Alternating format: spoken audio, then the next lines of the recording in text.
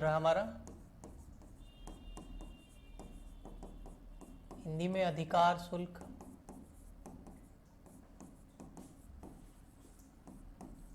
खाता बोलते हैं। रॉयल्टी अकाउंट के अंदर दो तरीके से जर्नल एंट्रीज हमको करनी पड़ती है। एक तो इन द बुक्स ऑफ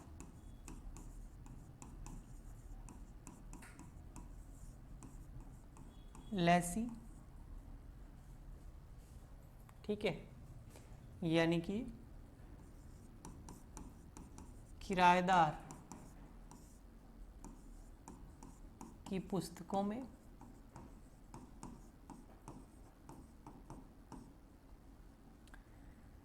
ठीक है। एक हम ये जर्नल एंट्री करते हैं, ये हमने कर ली। इसमें दो मेथड थे, व्हेन मिनिमम रेंट अकाउंट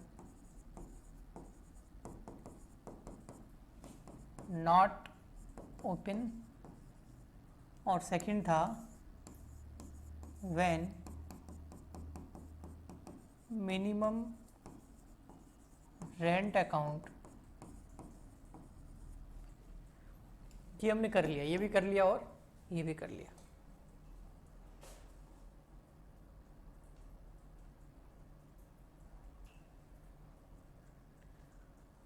मुस्कान कुमारी, मेरे पास जो भी नोट्स है वो इंग्लिश में अवेलेबल है। Okay, good evening Khushbu. Okay, हाँ जी। So minimum, when minimum rent account not open, when minimum rent account open, ये था in the books of lessee. किराएदार की पुस्तकों में ये जनरल एंट्री होती है और ये हमने कर ली in the books of lessee. अब हम चैप्टर को थोड़ा और आगे बढ़ाएंगे और अब हम करेंगे in the books of laser.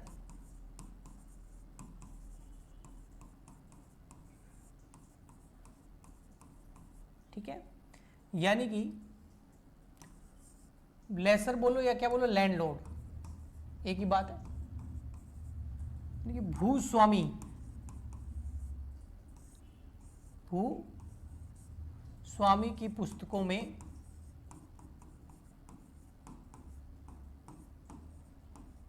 General entry, प्रविष्टियां। अब ये जो है in the books of lessor या लैंडलॉर्ड, ये हम आज करेंगे। ये टुडेज लेक्चर, आज के लेक्चर जो भी है, लेक्चर नंबर 7, ये आज हम कर रहे हैं। ओके, ठीक है।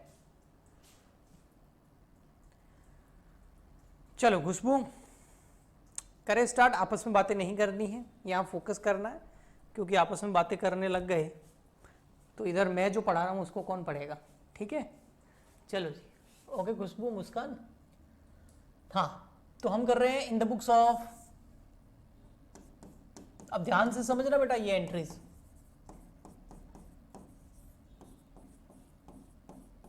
लेसर, अब इन एंट्रीज को कराने से पहले थोड़ा सा समझा दूं। वैसे तो आप समझदार हैं। ये है लेसी, ये है लेसर।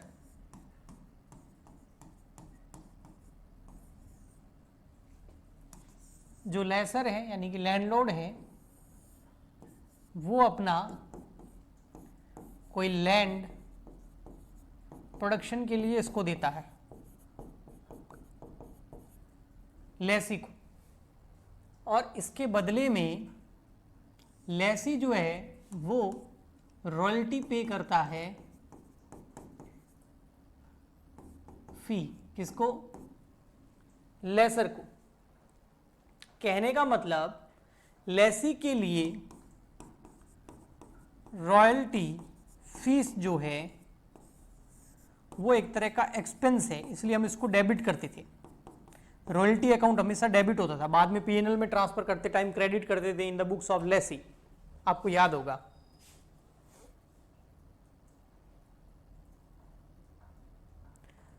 कोई आपस में नंबर वगैरह नहीं सेंड कर सकता, ये याद रखना। एक मैं आपको रूल बता देता हूँ। अपना ग्रुप भी बना हुआ है फाइनेंशियल अकाउंटिंग का, जहाँ मैं मैसेज करता हूँ कितने बजे क्लास है। वहाँ आप पढ़ाई से रिलेटेड कुछ भी पूछ सकते हो, बट कोई भी अपनी पर्सनल डिटेल इधर उधर शेयर ना करें, अदरवाइज मैं ब्लॉक कर दूंगा। ओके। इसके अलावा सेकंड नंबर, लाइव क्लास के अंदर भी आपस में बात नहीं करनी है, जो मैं पढ़ा रहा हूँ उसको पढ़ना है और मेरे से प्रॉब्लम का सॉल्यूशन मांगना है। ओके, ठीक। अब यहां ध्यान दीजिए, अदरवाइज समझ में नहीं आएगा। जो रॉयल्टी फी है, इट्स ओके। जो रॉयल्टी फी है वो लेसी पे कर रहा है, किराएदार पे कर रहा है, तो रॉयल्टी फी लेसी के लिए एक्सपेंस है और as per nominal rule all expenses and losses are debit. So हम रॉयल्टी फी को डेबिट करते थे, royalty account debit to landlord, ये एंट्री करते थे in the books of lessee, और बाद में उसको रॉयल्टी को पीएनएल में ट्रांसफर करते थे। तो लेसी के लिए रॉयल्टी खर्चा है, पेमेंट करना है ना रॉयल्टी फी का। लेकिन जो लेसर है, यानी कि जो आपका लैंडलॉर्ड है, उसके लिए जो रॉयल्टी फी है ना, वो खर्चा थोड़ी, इसके तो कमाई है, इसकी जमीन से प्रोडक्शन हो रहा है, उसके बदले में इसको पैसा मिल रहा है। तो इसके लिए जो रॉयल्टी फी है वो एक तरह की इनकम है, और as per nominal rule all expenses and losses are debit, all incomes and profits are credit. तो ये इसको क्या करेगा, क्रेडिट करेगा। बस यहीं से हमारी फर्स्ट एंट्री स्टार्ट होगी, यहीं से हमारी first entry start. First entry कौन सी होगी, व्हेन रॉयल्टी अमाउंट या रॉयल्टी ड्यू, जब रॉयल्टी ड्यू होगी। अब जब रॉयल्टी ड्यू होगी तो यहां पर बहुत सारी सिचुएशंस होगी, कोई एक सिचुएशन नहीं होगी। फर्स्ट सिचुएशन क्या होगा कि आपका जो रॉयल्टी अमाउंट है या रॉयल्टी फी का जो पैसा है वो है 0।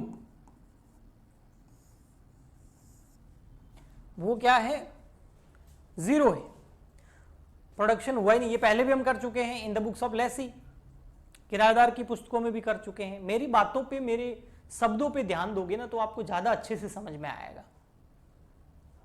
Focus on words, concentrate on words, so easily, बहुत क्लियरली समझ में आएगा।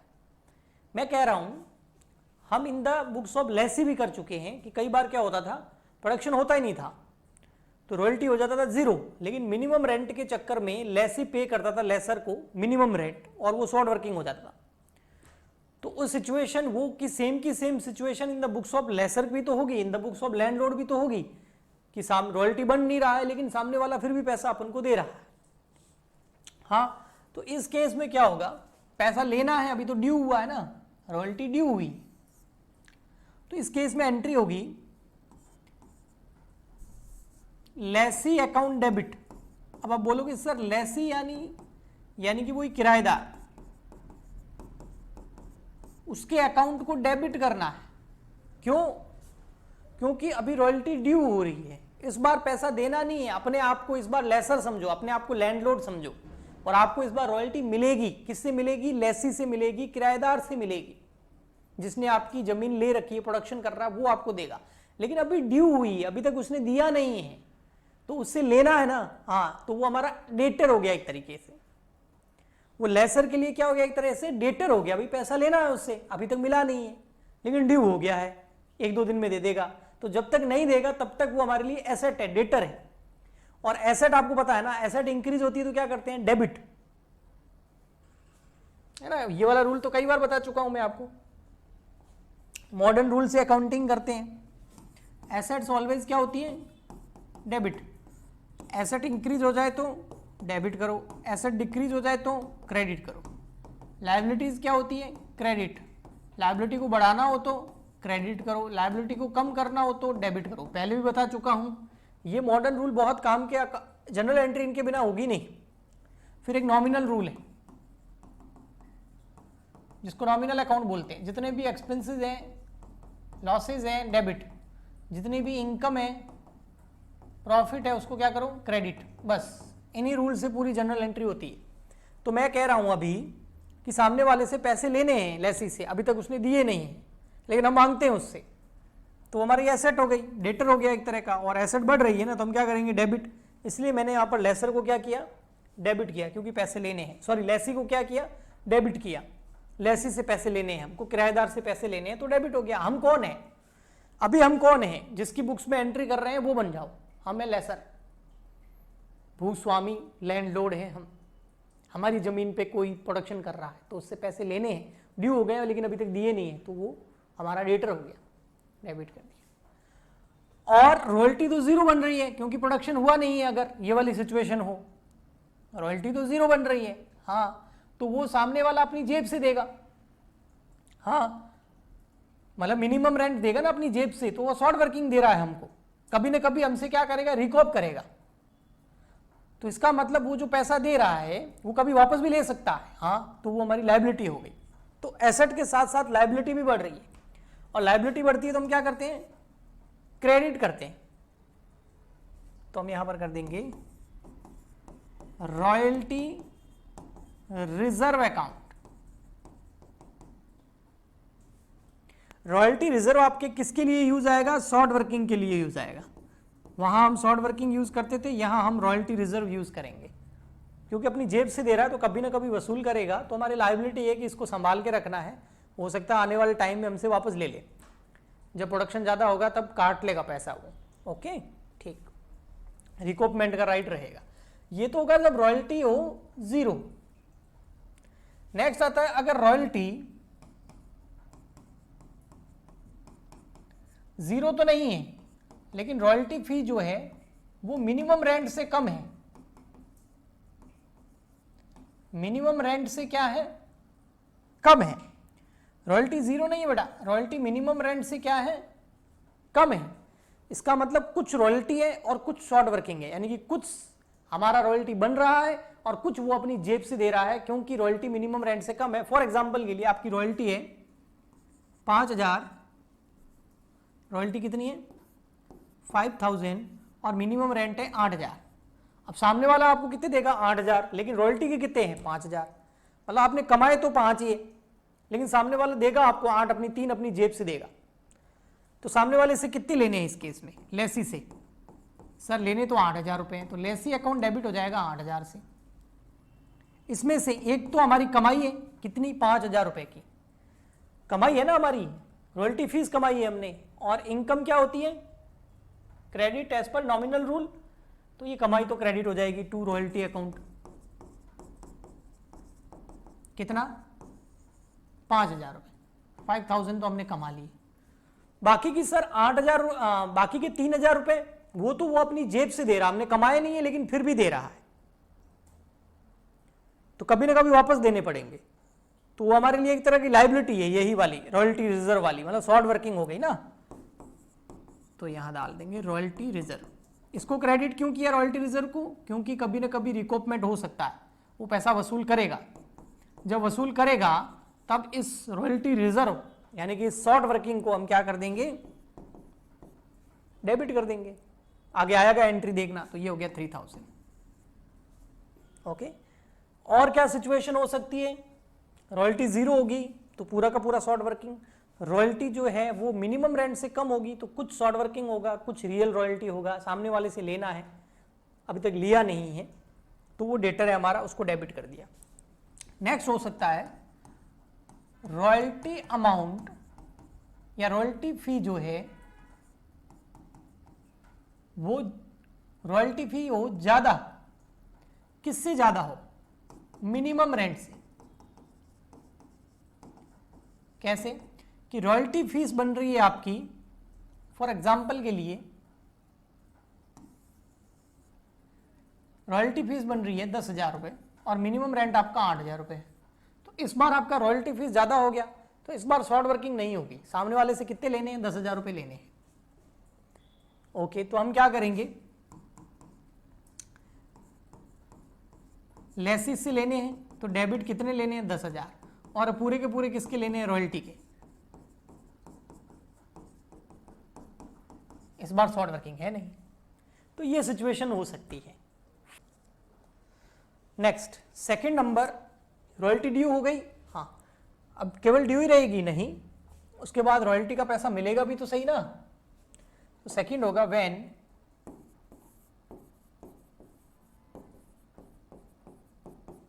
रॉयल्टी अमाउंट रिसीव्ड, जब रॉयल्टी का पैसा मिलेगा, जब रॉयल्टी का पैसा हमको मिलेगा। इस केस के अंदर तो बड़ी सिंपल एंट्री होगी, फर्स्ट वाले केस के अंदर, है ना। इसको मैं ए नाम देता हूं, ये ए, ये बी, ये सी। अगर ए वाला केस है तो सिंपल एंट्री हो जाएगी, बैंक अकाउंट डेबिट, पैसा आएगा, और अगर रॉयल्टी का पैसा आ जाएगा तो जो ये लेसी डेबिट है, ये देखो लेसी डेबिट है ना, क्यों डेबिट है? क्योंकि उससे पैसे लेने एसेट है, अब उसने पैसे दे दिए तो ये क्रेडिट हो जाएगा टू लेसी अकाउंट। सिंपल है ना। ओके सर, इस केस के अंदर इसमें भी यही होगा, बैंक अकाउंट डेबिट, बी पैसा आएगा तो बैंक अकाउंट क्या होगा? Bank account debit.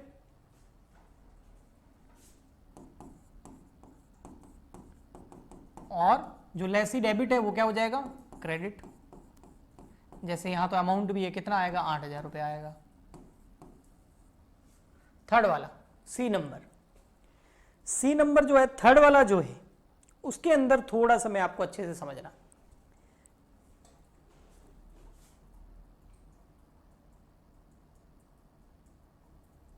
सुधांशु कौन सी एंट्री के बारे में बोल रहा है? अभी बोल रहा प्रॉब्लम है, पहले बोल रहा था प्रॉब्लम नहीं है। कहां 10-10 के लिखा है? कौन सी एंट्री में बोल रहा है यार? ये वाला, ये बोल रहा है क्या? ये बोल रहा है ना, तो इसमें क्या है? रॉयल्टी के 10,000 कैसे बने? मैंने ऐसे एग्जाम्पल लिया है भाई, मन से एग्जाम्पल लिया हूं। यहां कोई क्वेश्चन है क्या अपने पास में? ऐसे मन से एग्जाम्पल लिया कि माना कि रॉयल्टी के 10,000 बन गए और मिनिमम रेंट है 8,000, मान रहा हूं, एज्यूम। मैथ्स में एक्स लेते थे ना गणित में, माना की, तो ये माना की है बेटा। यह हमारे पास कोई क्वेश्चन थोड़ी है जो मैं डेटा ले रहा हूं। ओके, ये सब एज्यूम किया है। मान लेते हैं अगर रॉयल्टी की फीस 10,000 हो जाती है और मिनिमम रेंट है 8,000, तो सामने वाले से कितने लेने? 10,000 लेने, और पूरे के पूरे रॉयल्टी के, कोई शॉर्ट वर्किंग नहीं है। ओके, सो इस केस के अंदर देखो आप 10,000 है और कोई शॉर्ट वर्किंग नहीं है। हाँ, तो इस केस के अंदर जब पैसा आएगा सी पॉइंट के अंदर, तब क्या होगा? बैंक अकाउंट डेबिट होगा। हाँ, बैंक अकाउंट डेबिट होगा। ओके, लेसी क्रेडिट होगा। हाँ, लेसी क्रेडिट होगा। लेकिन यहां पर आप देख रहे हो ना, थोड़ा सा लेसी वाली बुक्स को याद करो। जब भी रॉयल्टी अमाउंट, बेटा शब्दों पे ध्यान देना, कंफ्यूजन नहीं होगा। लेसी की बुक्स के अंदर, किराएदार की बुक्स के अंदर, जो अभी तक हम कर चुके हैं प्रीवियस लेक्चर तक, वहां की बात कर रहा हूं। जब लेसी की बुक्स के अंदर, किराएदार की बुक्स के अंदर ऐसा होता था कि रॉयल्टी अमाउंट ज्यादा बनता था मिनिमम रेंट से, हाँ, तो वहां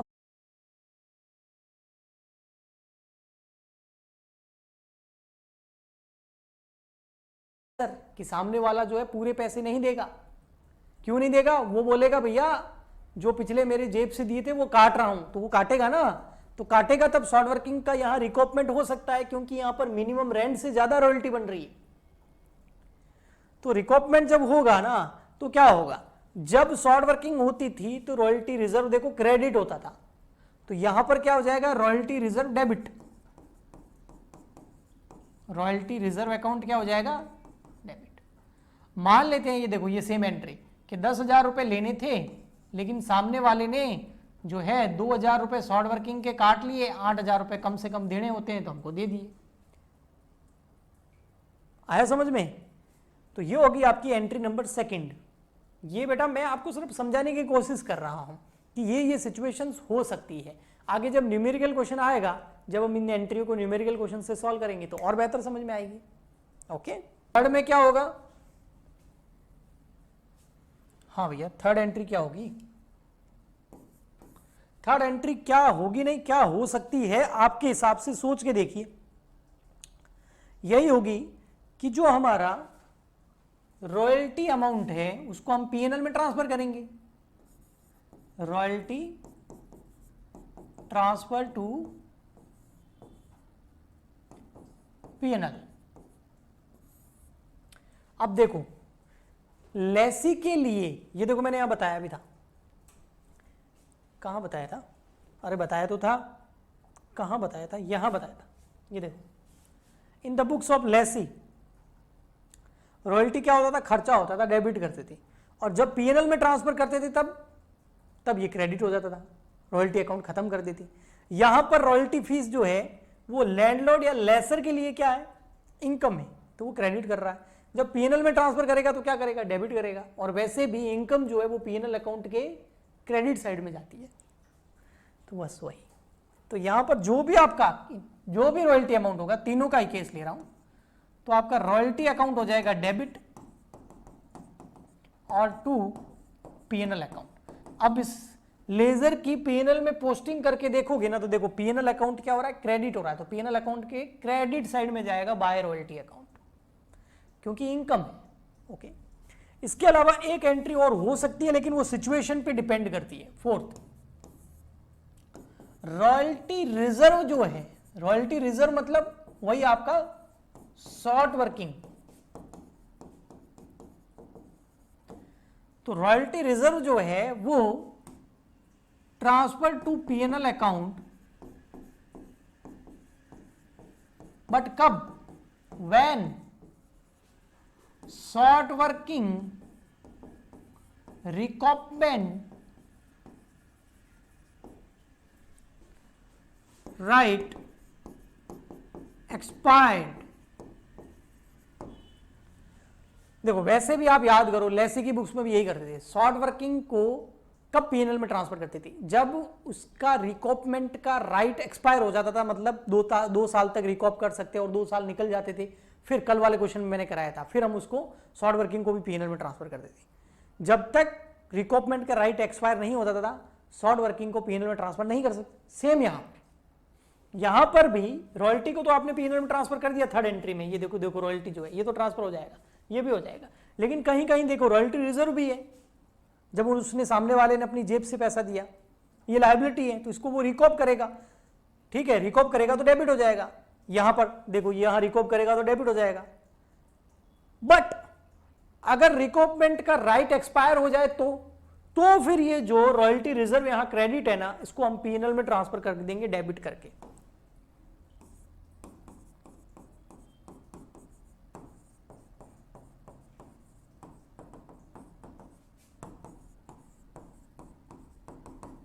ये हो गया जी, बताइए।